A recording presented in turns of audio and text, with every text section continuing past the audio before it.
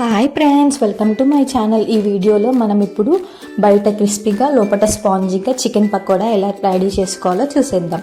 ఇక్కడ మేము ఇప్పుడు గ్రాసరీ స్టోర్కి వెళ్ళానంటే గ్రాసరీ స్టోర్కి వెళ్ళి బోన్లెస్ చికెన్ 1/2 kg తీసుకున్నాను.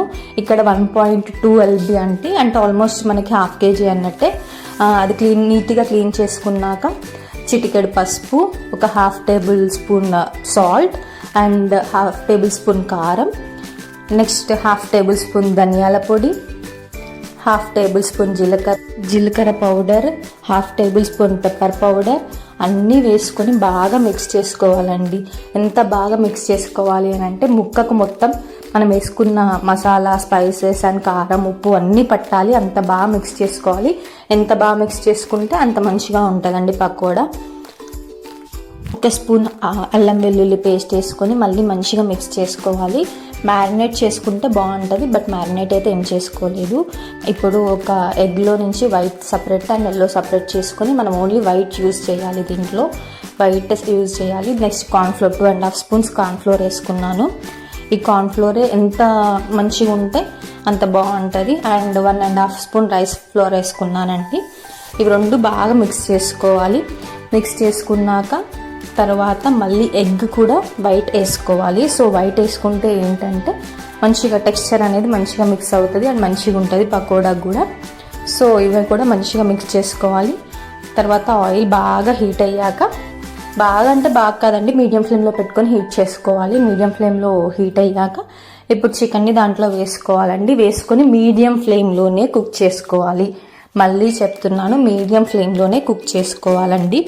అండ్ మనం ఈ వీడియోలో ఎలాంటి సాసెస్ కానీ ఫుడ్ కలర్ కానీ వాడట్లేదు.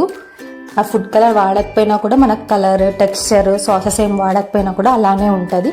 ఇది ఒక 70% వేగాక కొంచెం పక్కకు పెట్టుకోవాలండి.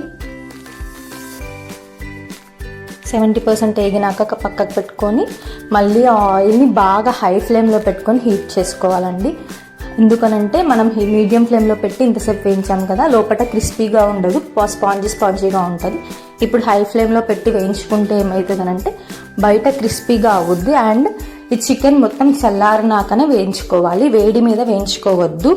ఇలా వేయించుకున్న దాంట్లో కరివేపాకు, పచ్చిమిర్చి, జీడిపప్పు వేసుకుంటే వేసుకోవచ్చు, కానీ నేను మర్చిపోయానండి జీడిపప్పు వేయడం. పచ్చిమిర్చి, కరివేపాకు అన్నీ వేసి తీసేసుకోవడమే. ఇంతే అండి, చాలా ఈజీగా చికెన్ పకోడా రెడీ చేసుకోవచ్చు. బయట క్రిస్పీగా లోపల స్పాంజీగా చికెన్ పకోడా రెడీ. ఇందులో మళ్ళీ చెప్తున్నాను, ఎలాంటి ఫుడ్ కలర్స్, ఎలాంటి సాసెస్ కూడా మనం యూజ్ చేయట్లేదు. నార్మల్గా అయితే జనరల్గా బయట ఫుడ్ కలర్ సాసెస్ యూజ్ చేస్తారు. సర్వింగ్ ప్లేట్లోకి తీసేసుకోవడమే. అండ్ కింద టిష్యూ వేసుకున్నా బాగానే ఉంటుంది, బట్ నేను టిష్యూ వేయడం కూడా మర్చిపోయాను వీడియో తీసాడా వీడిలో. సో మీరైతే టిష్యూ కూడా వేసుకోండి, ఆయిల్ అంతా ఎక్స్ట్రాక్ట్ అయిపోయింది.